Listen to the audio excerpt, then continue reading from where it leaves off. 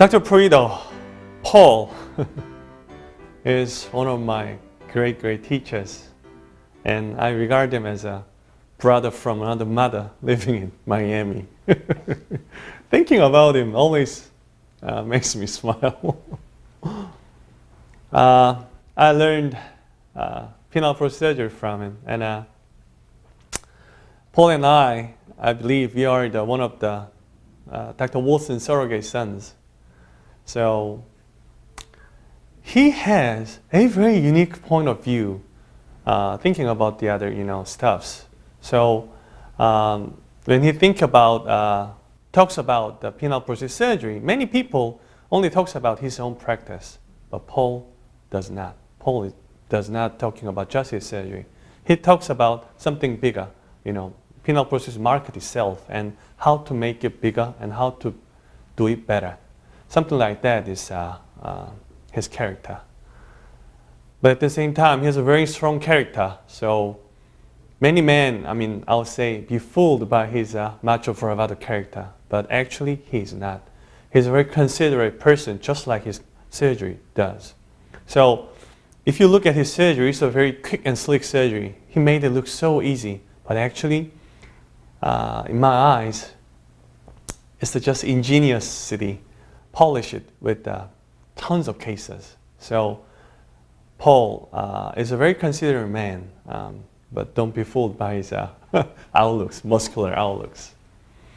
I always wish that I could invite him again to South Korea so that I can learn more from him. His mentality, his surgery, and all the other thing else, I got to learn more from him. I can't stop wait to see him again and learn from him again. For my practice as well, for the other practices as well, he's a true blessing to just many of our prosthetic surgeons, at the same time, many of the patients. That's how I see Paul Perito.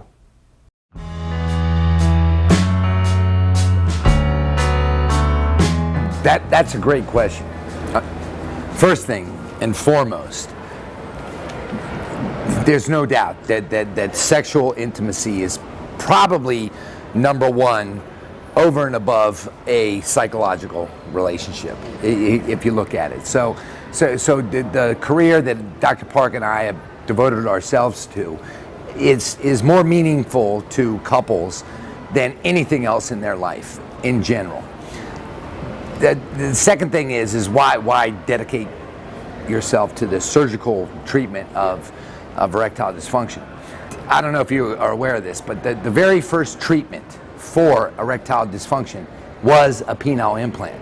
This is more than 40 years ago, because back then they thought that 80% of people had psychological problems, and there was 20%, usually the paraplegics or something like that, that had real physiologic erectile dysfunction. So it started, the first treatment was a penile implant. And then what came along since then? We've seen pills, PDE5 inhibitors, we've seen shots into the penis that have come along. So there's been all these adjuncts to the surgical treatment, which are clearly less invasive, more conservative, and easy to do. But when it comes to the actual treatment of true erectile dysfunction, and the reason that we do an implant is because they failed pills and they failed shots. So what turns us on about it is, yes, it is it's a case with a lot of nuance. And I truly believe until somebody's done 100 to 200 cases, that they don't have any idea what they're doing. And hopefully they're doing those 100 to 200 cases with people that have had, similar experiences previously. But it really is, it's one of the most challenging cases that we can do. But, go back to what I first said. That was the first treatment for for erectile dysfunction. And it's probably the most gratifying one from a surgeon standpoint, because it is a case with such nuance. So we have a conference, the Sexual Medicine Conference. And still, to this day, even though it was the first treatment for erectile dysfunction, the surgical treatment for erectile dysfunction is still considered very much a niche market. And let me give you a great example.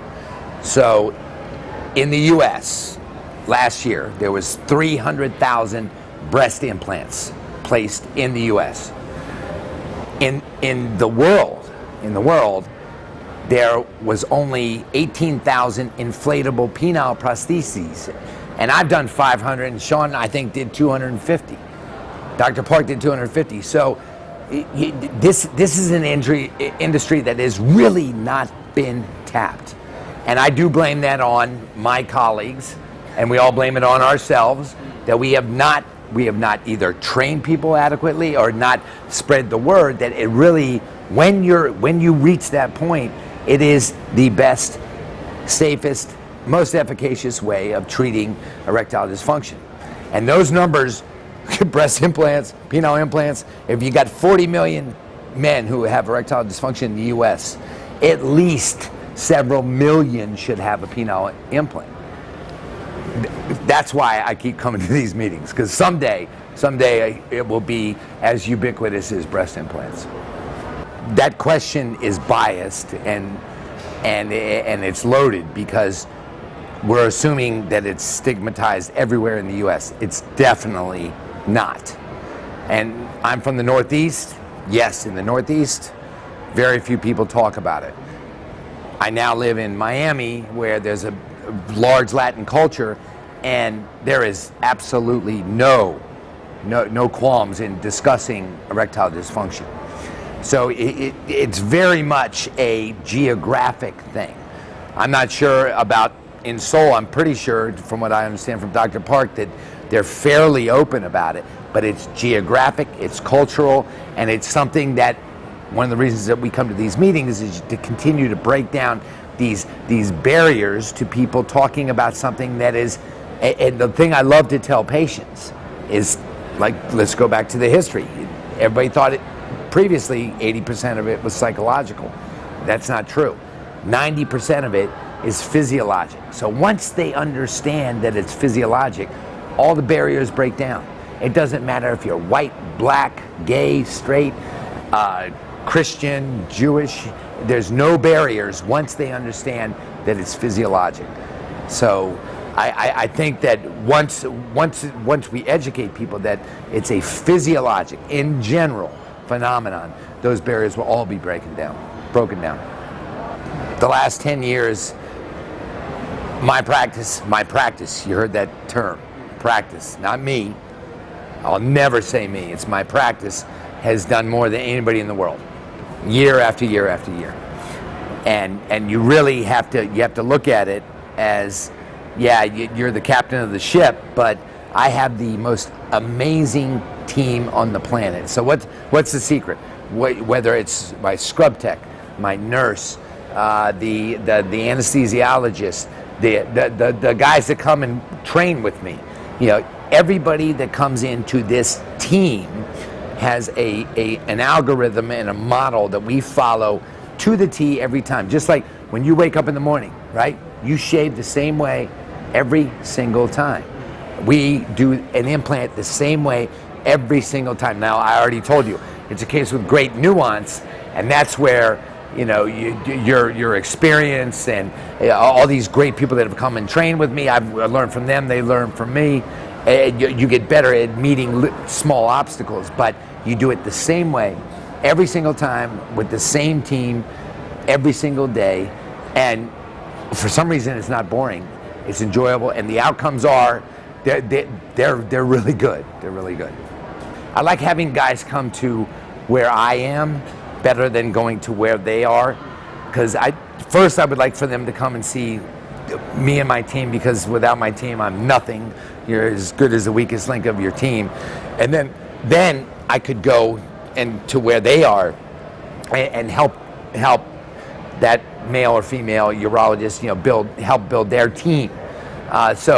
The way I see things as we've been doing it now is they come down, they work with me and my team, and then we go and we try to duplicate it at their facility, because it's a tried and true algorithm that works 99% of the time.